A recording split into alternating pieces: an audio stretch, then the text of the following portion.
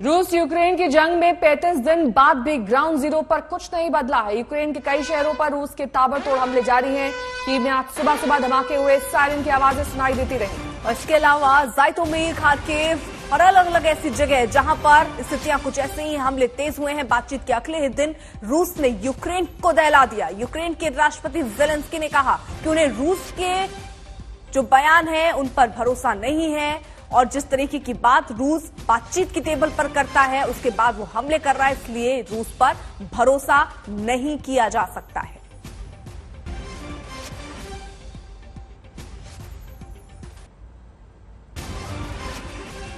राजेश पवार हमारे सहयोगी इस वक्त तमाम जानकारी के साथ जुड़ गए हैं। राजेश, देखिए बातचीत भी हो रही है, हालात जस के तस बने हुए हैं, लेकिन इस बीच रूस पर भरोसा करना मुश्किल हो रहा है यूक्रेन के लिए। जो भी बात रूस कहता है कहीं ना कहीं उस पर संशय है यूक्रेन को।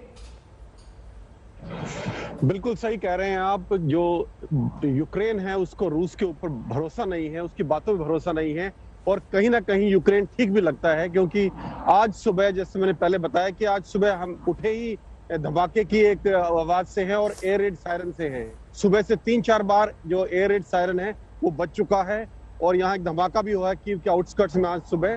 तो कहीं ना कहीं ये लगता है कि जो यूक्रेन का शक है वो ठीक है और रूस जो है, जो उसकी बातें थी कि हम थोड़ा जो मिलिट्री एक्टिविटीज कम करेंगे, ऐसा कम से कम जमीन पे नहीं लग रहा है और यही शक यूक्रेन को है, जिसकी वजह से वो कोई भी बातचीत को आगे बढ़ाने को तैयार नहीं है और उसको गारंटी चाहिए बाकी कंट्रीज से, जैसे फ्रांस है, तुर्की है या इसराइल। लेकिन राजेश, जिस तरीके की स्थितियां हैं, क्योंकि रूस का इस वक्त व्यवहार बदला है, बातचीत की टेबल पर भी कुछ ऐसा निर्णायक नहीं निकल रहा था, लेकिन कल अगर वो 2 शहरों के लिए बोल रहा है वहां हमले नहीं करेगा, बावजूद इसके चरनिहिव में तो शायद हमले नहीं हुए लेकिन कीव पे हमले हुए हैं, यानी रूस अब कुछ कह और रहा है और कर कुछ और रहा है। ऐसा लगता है, क्योंकि अगर उन्होंने कल ही ये बात बोली है कि हम कीव और चरनिहिव पे हमले नहीं करेंगे और फिर यहाँ सुबह अगर एक बड़ा धमाका होता है सुबह, तो कहीं ना कहीं उसकी कथनी और करनी में फर्क नजर आ रहा है। और देखिए, जो भी उसने ये नेगोशिएटिंग टेबल पर बोला है उसने बड़ी चालाकी से जो है ईस्ट का कहीं जिक्र नहीं किया। चरनिहिव भी जो है वो नॉर्थ में है यूक्रेन के और कीव ईस्ट से काफी दूर है, तो उसने कहीं भी ईस्ट और साउथ का जिक्र नहीं किया, जहां रूसी फौजें लगातार आगे बढ़ रही थी और जहां उन्होंने बहुत बड़े भूभाग पर कब्जा कर रखा है।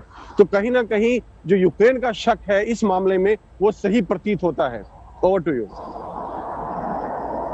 साथ ही राजेश, जिस तरीके से हमने तस्वीरें मारियोपोल की देखी, पूरी तरीके से तबाह हो चुका है ये शहर। हमने गीता मोहन की रिपोर्ट्स में भी ये पाया कि मारियोपोल जो सबसे महत्वपूर्ण टारगेट था उसमें रूस कामयाब हुआ है। तो कहीं ना कहीं रूस अग्रेसिव स्ट्रैटेजी कुछ जगहों पर और डिफेंसिव स्ट्रैटेजी कुछ जगहों पर अपना रहा है। ऐसा प्रतीत होता है, जो आप बोल रहे हैं बिल्कुल ऐसा ही लग रहा है, जैसे कीव का इलाका हो गया या जितने भी वेस्टर्न इलाके हैं या नॉर्थ में हैं, वहां वो डिफेंसिव स्ट्रेटेजी अपना रहा है और जो ईस्ट और साउथ के इलाके हैं, चाहे वो खरसोन के आसपास का इलाका हो, मरियापोल शहर का हो या खार्किव के आसपास का इलाका हो, वहां उसकी जो स्ट्रेटेजी है वो ऑफेंसिव नजर आ रही है। बिल्कुल ठीक बोल रहे हैं आप। राजेश, जरा जल्दी से बता दीजिए कितने हमले बातचीत के बाद रूस ने किए हैं, किन किन इलाकों में इस वक्त आमने सामने की लड़ाई छिड़ी हुई है? देखिए, मैंने बताया आपको कीव में सिर्फ एक धमाका हुआ है सुबह, मीडियम इंटेंसिटी का था, बहुत बड़ा धमाका नहीं था, लेकिन कीव शहर के आउटस्कर्ट्स पे था, ये कंफर्म्ड है। एक धमाका यहाँ हुआ है। चरनिहिव में कोई धमाके नहीं हुए हैं। पश्चिमी यूक्रेन में लवीव और इवानो फ्रांको, जहां हमने काफी हवाई हमले देखे हैं पिछले हफ्ते में, वहां कोई हवाई हमला आज पिछले 24 घंटे में नहीं हुआ है। लेकिन जो ईस्ट है, जैसे गीता मोहन रिपोर्ट कर रही है, उनको इसकी ज्यादा जानकारी है। मरियापोल में घमासान लड़ाई जारी है और उसके अलावा जो खार्किव का साउथ ईस्ट का इलाका है वहां छुटपुट घटनाओं की खबर आई है।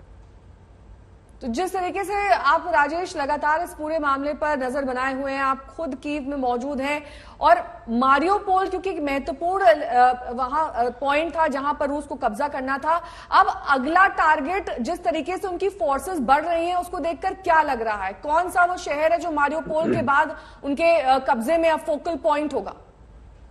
देखिए, अगर बातचीत पूरी तरह से विफल हो जाती है और बातचीत की सारी उम्मीद खत्म हो जाती है, जैसा लग रहा है, जो इंटेलिजेंस रिपोर्ट्स आ रही हैं, जैसे अमेरिका ने बोला है कि जो रूस है उसको आप ये ना माने कि वो कीव से पीछे हट रहा है, वो अपनी पोजीशंस को रीग्रुप कर रहा है और री डिप्लॉय कर रहा है। तो अगर ये बात सच है तो फिर मुझे लगता है अगर ये बात आगे बढ़ेगी, लड़ाई आगे बढ़ती है, तो रूस का पूरा जो फोकस होगा वो निप्रो नदी के पूर्व में जितना भी इलाका है यूक्रेन का, उस पर पूरा कब्जे करने का होगा, ताकि निप्रो नदी एक डिफेंसिव लाइन बन जाए यूक्रेन और रूस के बीच में। और अगला बड़ा शहर जो उसके निशाने पर होगा वो ज़पोरिज़िया और निप्रो होगा। तो कल 3 घंटे चली वार्ता पर रूस का भरोसा करना मुश्किल हो रहा है, क्योंकि रूस परमाणु हमले की धमकी कई बार दे चुका है। और रूस के इस धमकी के बाद अमेरिका और नाटो पूरी तरह से अलर्ट पर है।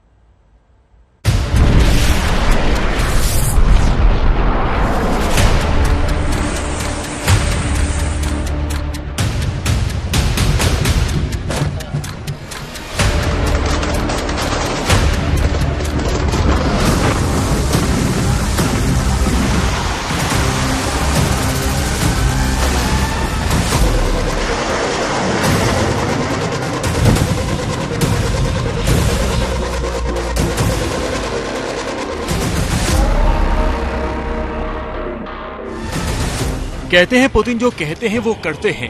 ऐसे में रूस और यूक्रेन युद्ध के बीच जिस तरह से बार बार पुतिन की तरफ से परमाणु युद्ध की बात कही जा रही है, वो भी सच साबित होने वाली है।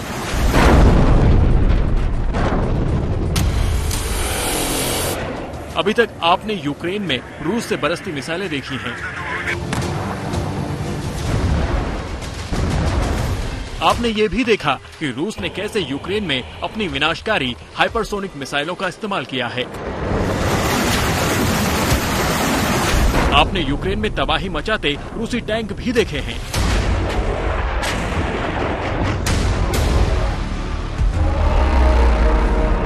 रूस पर केमिकल हथियारों के इस्तेमाल करने का आरोप भी बाइडेन लगा चुके हैं। आपने ये भी देखा कि अमेरिका से लेकर नाटो देश और यूरोपीय देशों ने रूस की घेराबंदी शुरू कर दी है। और बाइडेन को तो आपने रूस के पड़ोसी देशों के साथ ताबड़तोड़ बैठकें करते हुए भी देखा है। तो क्या अब रूस परमाणु हथियारों का इस्तेमाल भी कर सकता है? ये कोई हवा में बात नहीं हो रही है। ऐसा हम इसलिए कह रहे हैं क्योंकि परमाणु हथियारों के इस्तेमाल की धमकी रूस की तरफ से फिर आई है। रूस के प्रवक्ता दिमित्री पेस्कोव ने साफ साफ लफ्जों में कह दिया है, अगर रूस के अस्तित्व पर खतरा मंडराया तो रूस एटॉमिक वॉर से परहेज नहीं करेगा। Of course, is not a reason for usage of a nuclear weapon. We have a security concept that very clearly states that only when there is a threat for existence of the state in our country, we can use and we will actually use nuclear weapons to eliminate the threat for the existence of our country. तो सुना आपने, रूस ने किस तरह से दुनिया के सामने फिर से परमाणु हथियारों के इस्तेमाल की धमकी दी है। हम आपको बता दें कि युद्ध के 34 दिन हो चुके हैं और रूस अभी तक यूक्रेन पर कब्जा नहीं कर पाया है, क्योंकि यूक्रेन की सेना अमेरिका, नाटो और पश्चिमी देशों से मिल रहे हथियारों की मदद से रूस का मुकाबला कर रही है। एक रिपोर्ट के मुताबिक अमेरिका के नेतृत्व में नाटो देश और ब्रिटेन यूक्रेन को रोजाना 17 विमानों में भरकर हथियार भेज रहे हैं। उनका इस्तेमाल करने के लिए यूक्रेनी सैनिकों को ट्रेनिंग दे रहे हैं। यूक्रेनी सैनिक कमांडरों को सैटेलाइट इंटेलिजेंस मुहैया करा रहे हैं। मारियुपोल से गीता मोहन के साथ गौरव सावंत, कीव, आज तक। यूक्रेन और रूस की जंग में बहुत खौफनाक साजिश का दावा किया जा रहा है। शांति के प्रयास में लगे लोगों को जहर देने की बात सामने आई है। बातचीत में शामिल रूस के अरबपति अब ये कह रहे हैं 3 वार्ताकार जो वहां पहुंचे थे, कीव में जहर देने का संदेह उन पर जताया गया है।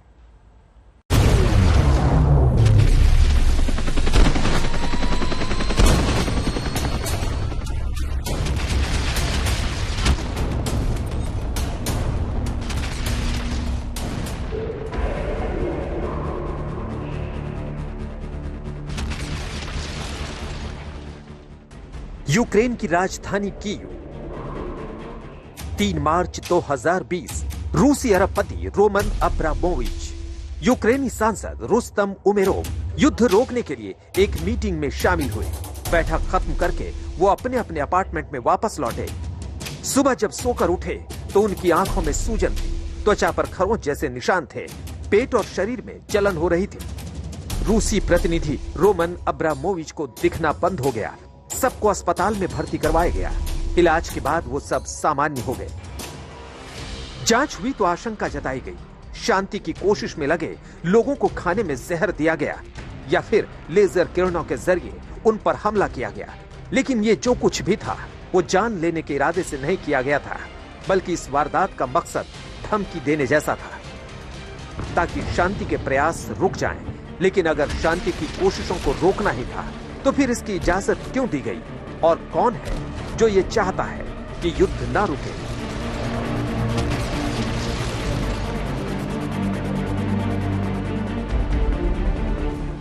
रूसी अरबपति रोमन अब्रामोविच रूस के राष्ट्रपति व्लादिमीर पुतिन के करीबी माने जाते हैं। दुनिया के मशहूर फुटबॉल क्लब चेल्सी में उनकी हिस्सेदारी है। यूक्रेन के यहूदी समुदाय से उनके अच्छे रिश्ते हैं। माना जा रहा है कि वो पुतिन की सहमति से ही शांति के प्रयास कर रहे थे। ऐसे में उनको जहर देने के पीछे कौन हो सकता है जो उन्हें मारना चाहता है लेकिन शांति की कोशिश करने से रोकना चाहता है? जहर या केमिकल हमले के पीछे रूस के होने की आशंका जताई गई है, लेकिन अमेरिका का कहना है कि जहर या केमिकल हमला हुआ ही नहीं है। वो तो मौसम में आए बदलाव की वजह से ऐसे लक्षण दिखे। चूंकि प्रभावित लोग संवेदनशील काम में लगे थे, इसलिए उनकी तबीयत खराब होने पर उसे साजिश का नाम दिया गया।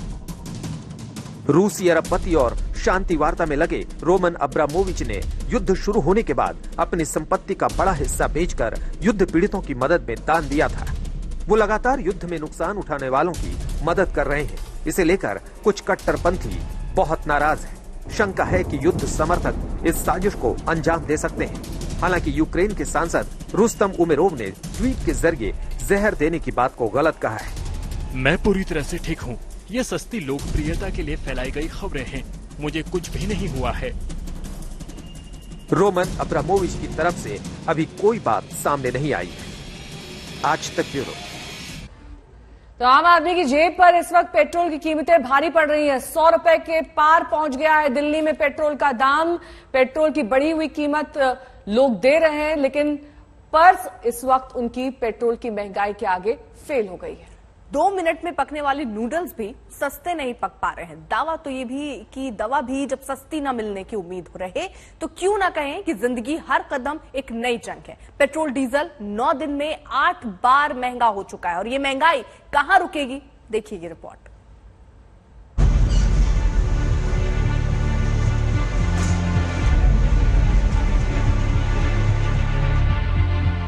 क्रिकेट में विराट कोहली भले ही शतक से लगातार चूक रहे हो, लेकिन दिल्ली में पेट्रोल के दाम शतक पार कर चुके हैं।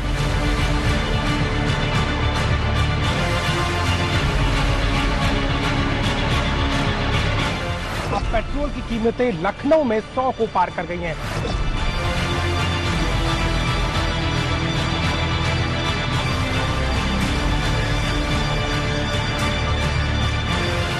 भोपाल में पेट्रोल की कीमतें 112 रुपए 44 पैसे तक पहुंच गई है।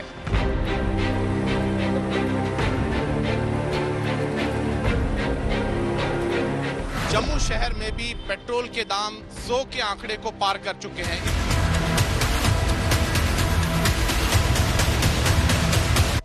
पिछले 8 दिनों में आज 7वीं बार है जो पेट्रोल और डीजल के दाम है वो बढ़े हैं।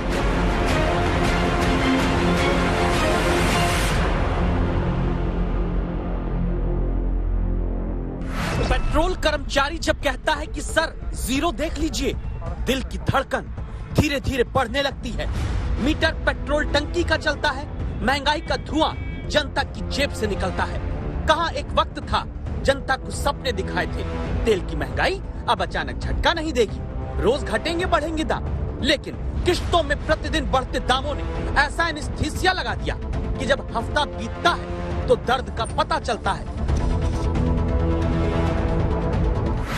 22 मार्च को 80 पैसे, 23 मार्च को 80 पैसे, 25 मार्च को 80 पैसे, 26 मार्च को 80 पैसे, 27 मार्च को 50 पैसे, 28 मार्च को 30 पैसे और 29 मार्च को फिर से 80 पैसे।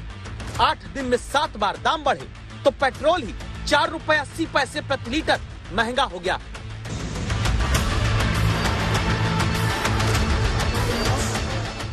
हिसाब से तो कुछ दिनों में लगता है 150-200 में पेट्रोल ऐसे हाथ में लेना पड़ेगा। उम्मीद ठीक है, चुनाव के बाद ये कम से कम 20-30 रुपए रेट बढ़ा देंगे। 4 दिनों में जो हालात हो रही है ना, और जैसे लगता है कि आने वाला समय और भी खराब होएगा। पेट्रोल के दाम जो अभी इलेक्शन के बाद जकदम बढ़ना शुरू हो गए, डेली बढ़ रहे हैं। पिछले 2 दिनों पहले डलवाया था तो 100 रुपए का लीटर था, अब 101 रुपए का लीटर हो चुका है और मुझे लगता है कि ये बढ़ता ही रहेगा। इसी सवाल का जवाब आज आपको मिलेगा। 8 दिन में 7 बार तो और कितनी बार, कितने दिन में बढ़ने वाले पेट्रोल डीजल के दाम? आखिर ये महंगाई का मीटर अब कहां जाकर रुकेगा?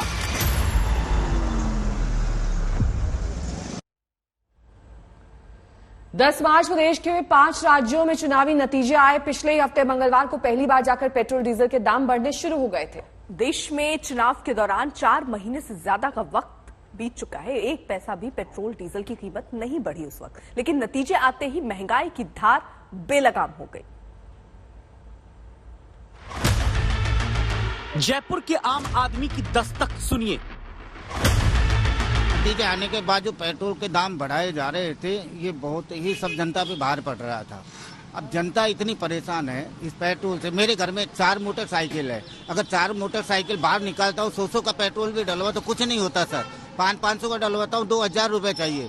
जबकि बच्चे प्राइवेट नौकरी करते हैं, उनको 8 से 10-12 हजार रुपए मिलते हैं, तो वो सारा भार हमारे ऊपर पड़ता है। हम घर से खर्चा नहीं चला सकते। इसलिए सरकार से निवेदन है हमारा कि पेट्रोल के दाम कम किए जाए ताकि हम हमारा खर्चा चल सके। दाम कम तो तब होंगे जब ये तय हो जाए कि बढ़ेंगे कब तक। वजह समझिए। नवंबर 2021 में जब कच्चे तेल की कीमत $80 प्रति बैरल थी, तब आखिरी बार सरकार ने पेट्रोल डीजल पर एक्साइज ड्यूटी में कटौती की थी। उसके बाद रूस यूक्रेन का युद्ध 24 फरवरी को शुरू हुआ। कच्चे तेल की कीमत अंतर्राष्ट्रीय बाजार में तब $98 प्रति बैरल तक रही। इसके बाद युद्ध के दौरान 8 मार्च को $130 प्रति बैरल तक कीमत कच्चे तेल की पहुंच गई, जो अभी $110 के करीब आ चुकी है। यानी 5 महीने के भीतर कच्चे तेल की कीमत में करीब $30 प्रति बैरल का इजाफा हुआ। इन्हीं 5 महीने में दाम पेट्रोल कंपनियों ने 1 पैसे का नहीं बढ़ाया। वजह सिर्फ 5 राज्यों में चुनाव चल रहा था। भाई साहब जी हैंडल नहीं कर पा रहे इस तेल को। तो कल तक था 95 रुपए, रात ही रात देख रहे हैं, अब देख रहे हैं कि 99 रुपए हो गया। अब चुनाव खत्म तो रियायत भी सारी हजम। सवाल यही है कि फिर अब कितना दाम अभी बढ़ेगा?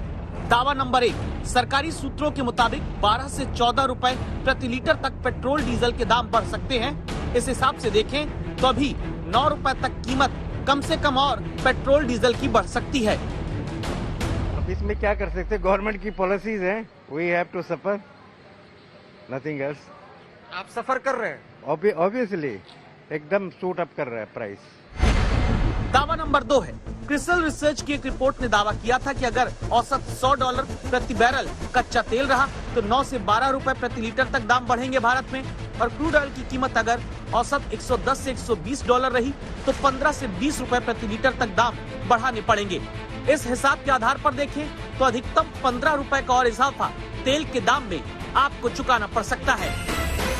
अंतर तो बहुत कुछ है साहब। ये बताओ 200-250 रुपए की मजदूरी करेंगे और 220 रुपए में 2 लीटर पेट्रोल नहीं आया, क्या कमाएगा इंसान, क्या करेगा? दावा नंबर 3 समझिए।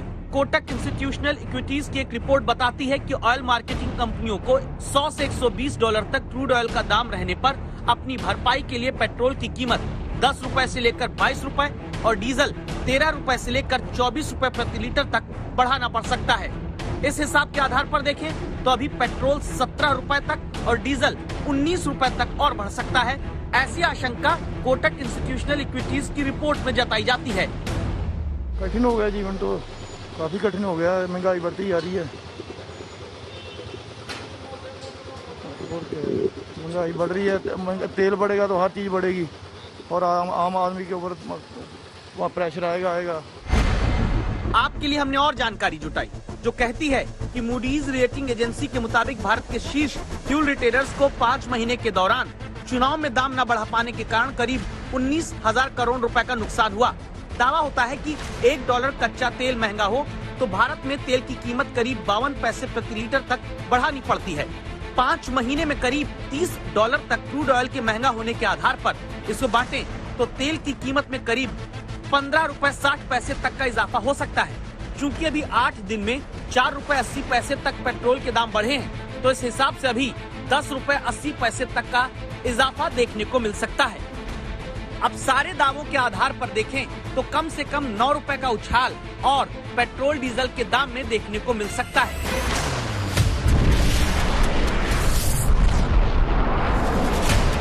तो क्या इस महंगाई वाले मीटर की वजह रूस और यूक्रेन का युद्ध ही है और कुछ नहीं? युद्ध में होते इन धमाकों की आवाज के साथ इस सवाल को याद रखिएगा, जवाब हम देंगे। अंतर्राष्ट्रीय बाजार में कच्चे तेल की कीमत और डॉलर के मुकाबले रुपए की कीमत, ये दो सबसे बड़े कारण होते हैं जो देश में आपको मिलने वाले पेट्रोल और डीजल के दाम को निर्धारित करते हैं। और ये बात भी सच है कि रूस यूक्रेन युद्ध के कारण अभी कच्चा तेल महंगा हुआ है, लेकिन फिर सच तो ये भी है कि कच्चा तेल जब सबसे महंगा हुआ तब तो देश में दाम नहीं बढ़े, क्योंकि तब चुनाव था।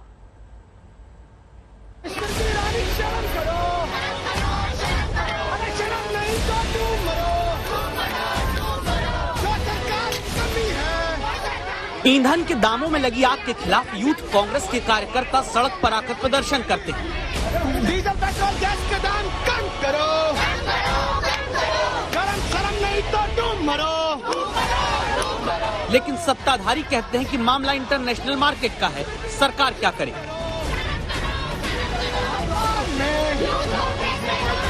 पेट्रोल, डीजल और पेट्रोलियम प्रोडक्ट्स के दाम ये पूरे वैश्विक बाजार के रुख पर निर्भर होते हैं और ये अटल जी की सरकार के समय हमने बनाया था, उसकी एक नीति बनाई थी, बाद में इन्होंने उसको पलटा दिया। अभी फिर हम, क्योंकि ये बाजार निर्भर ही होगा, केवल सरकार नियंत्रित करे ऐसा नहीं हो सकता। अगर ऐसा है तो फिर नवंबर से 10 मार्च तक देश में पेट्रोल डीजल के दाम क्यों नहीं बढ़े, जब कच्चे तेल की कीमत अंतर्राष्ट्रीय बाजार में $80 से $110 प्रति बैरल तक पहुंची। इलेक्शन के बाद में पेट्रोल डीजल सबके भाव बढ़ जाएंगे, उस तरह से हो रहा है, लेकिन वो सुनने की तैयारी नहीं है, उनको सच्चाई सुनने की उनको आदत नहीं है। तर्कों की कंगाली किसी को भी कुतर्कों का मवाली बना सकता है। अब कांग्रेस और उनके साथियों की स्थिति आज यही है, तर्कों की कंगाली उनको कुतर्कों का मवाली बना रही है। अरे भैया, इसे चुनाव से क्या लेना देना? आज जो है वो इतना सा ABCD भी आप जो है वो सप्लाई चेन के संबंध में, आप जो है वो इस युद्ध के असर के संबंध में नहीं समझ पा रहे हैं, तो ये आप कांग्रेस आंदोलन करने जा रही है इसको लेकर। चलो अच्छा है, कम से कम घर से बाहर से निकले। युद्ध का असर है या फिर ये पेट्रोल डीजल पर केंद्र की एक्साइज ड्यूटी और राज्यों के लगने वाले टैक्स का असर है, जहां जनता का ही महंगाई तेल निकाल देती है।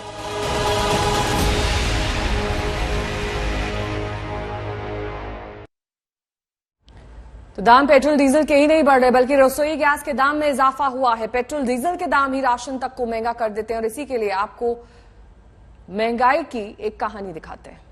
और इस कहानी को देखकर आप समझ पाएंगे कि जब महंगाई बढ़ती है तो किचन में कैसे कोहराम मचता है।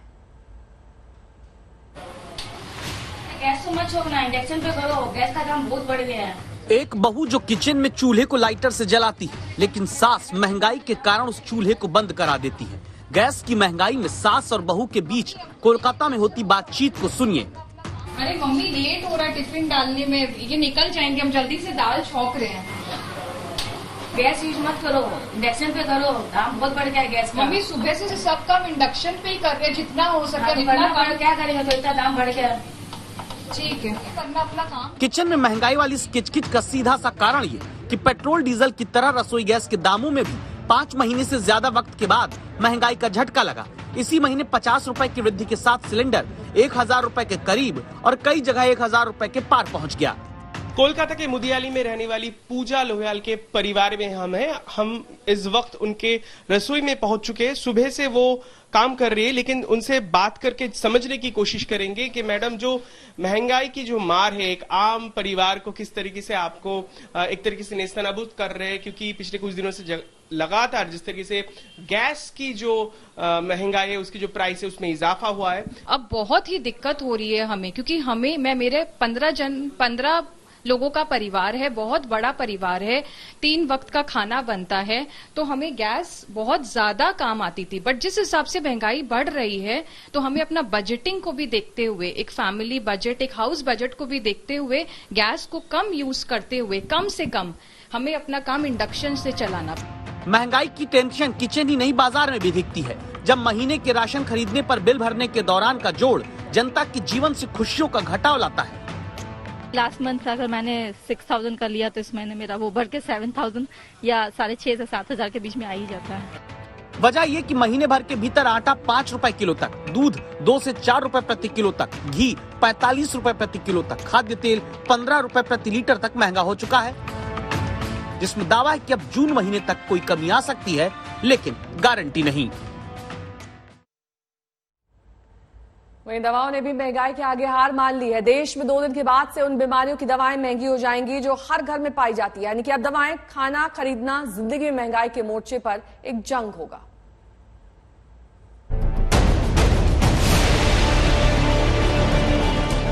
अप्रैल आएगा तो जीवन में दवा खाना भी महंगा हो जाएगा। पहले से आपको दवा की दुकान के पास से जनता के बीच मौजूद रांची में संवाददाता सत्यजीत बताते हैं। 1 अप्रैल से 800 इसेंशियल ड्रग जो हैं उनके मूल्यों में 10% इजाफा होगा। एनपीपीए ने इसकी घोषणा कर दी है, जो ड्रग प्राइसिंग अथॉरिटी होता है देश का। अभी पैरासीटामोल जैसे दवाएं जो है वो कितने में बिकती होंगी? अभी बिकता है मोटा मोटा 1 रुपये टेबलेट। नहीं, एक स्ट्रिप जो है वो कितने का आता है? 15 गोली का 15 रुपया। 15 रुपया, तो उसका दाम सीधे 1.5 रुपये बढ़ जाएगा लगभग। बढ़ेगा जी। अच्छा, एजिथ्रोमाइसिन का? एजिथ्रोमाइसिन आता है 24 रुपये टेबलेट। अभी एक टेबलेट 24 का? 500 mg। तो 500 mg का 24 रुपए एक टेबलेट का। तो 5 का स्ट्रिप आता, कितने का आता है? 5 का आता है। 5 का स्ट्रिप आता है, यानी 120 रुपए का है। तो उसमें तो बहुत ज्यादा दाम बढ़ जाएगा, फिर 12-14 रुपए बढ़ जाएगा, 132-34 हो जाएगा। क्या ब्लड प्रेशर, ब्लड शुगर जैसी बीमारियों के मरीज जिन्हें लगातार लंबे वक्त तक दवाएं खानी होती है, उनकी जिंदगी में सबसे ज्यादा असर अप्रैल से पड़ेगा, जब 800 एसेंशियल ड्रग्स की कीमत में 10.7% का इजाफा होने जा रहा है। 3-4 हजार का दे जाते हैं। 3-4 हजार का, तो 10% बढ़ जाएगा तो आपके बजट पे तो असर पड़ जाएगा, 400 रुपए बढ़ जाएगा। महंगाई तो ऐसे भी बढ़ गया, क्या कर सकते। अब दाम बढ़ाने के फैसले का विरोध कई राज्य केंद्र के सामने दर्ज करा रहे हैं। ये पूरे देश के लिए उचित नहीं है। मैं हमारे केंद्रीय स्वास्थ्य मंत्री जी को झारखंड की गरीब जनता की तरफ से पत्राचार करूंगा और उनसे ये प्रार्थना करूंगा कि ये कम से कम झारखंड जैसे ट्राइबल और पिछड़ा और कमजोर स्टेट के लिए ये उचित नहीं है। भारत की आवश्यक दवाओं की राष्ट्रीय सूची में आने वाली दवाइयों की सालाना बढ़ोतरी थोक मूल्य सूचकांक के आधार पर होती है। थोक महंगाई दर लगातार डबल डिजिट में चल रही है, इसीलिए हालत ये हो गई, न दवा लगे न दुआ लगे, यह ऐसा महंगाई का रोग है। वीरभूम हिंसा को लेकर बंगाल से दिल्ली तक सियासत तेज है। टीएमसी के विधायक के वायरल वीडियो ने इस आग में घी डाल दिया है। और अपने बयान में टीएमसी विधायक नरेंद्र नाथ चक्रवर्ती खुलेआम बीजेपी समर्थकों को धमकाते दिख रहे हैं।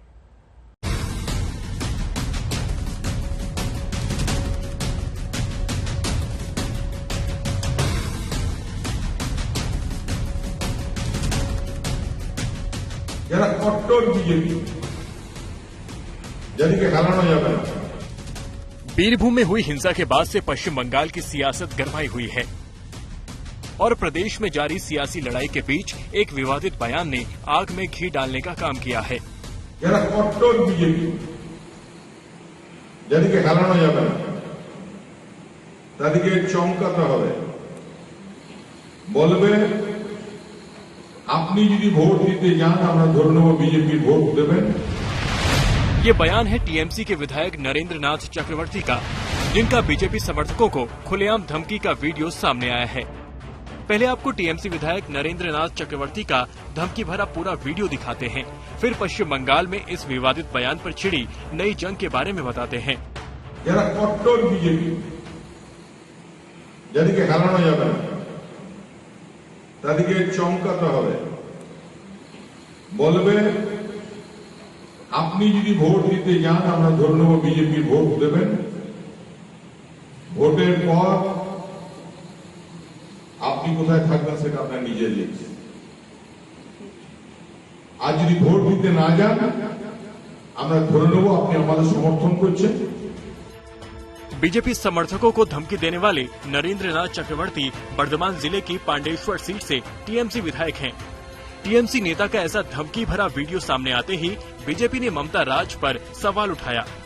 विधायक के बयान को टीएमसी राज का चरित्र बताया। अभी आसनसोल में बाई इलेक्शन हो रहा है एमपी का, तो वहां उनके एमएलए इस प्रकार बात करके डर का वातावरण बना करके और चुनाव जीतने का प्रयास करते हैं।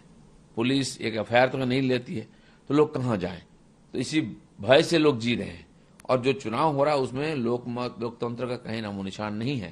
जबरदस्ती चुनाव में जीतना और सत्ता में बने रहना उनकी एकमात्र काम है। তার মানে একটা জিনিস উনি বুঝেছেন যে বিজেপি লোকেরা যদি ভোট দেওয়ার সুযোগ পায় তাহলে ওনারা হারবেন, এটা উনি বুঝেছেন।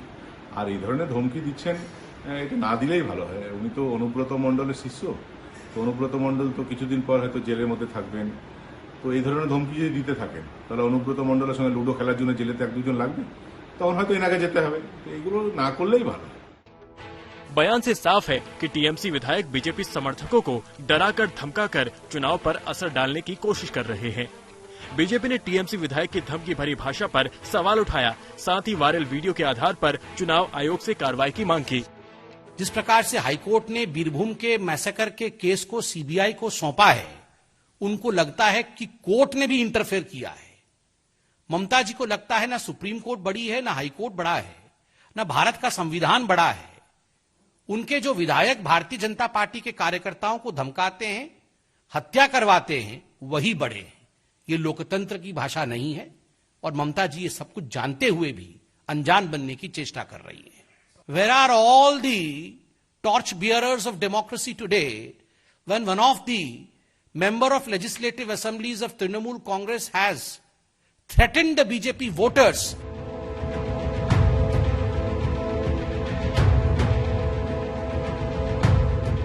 बाईस मार्च को बीरभूम में 8 लोगों की हत्या के बाद से ही बंगाल का सियासी ताप बढ़ा हुआ है। बीजेपी लगातार कानून व्यवस्था को लेकर ममता सरकार पर हमला बोल रही है और इसी बीच टीएमसी विधायक के ऐसे बोल ने बीजेपी को ममता बनर्जी पर हमले का एक और मौका दे दिया है, जिस पर सूबे में संग्राम बढ़ना तय है। आज तक ब्यूरो।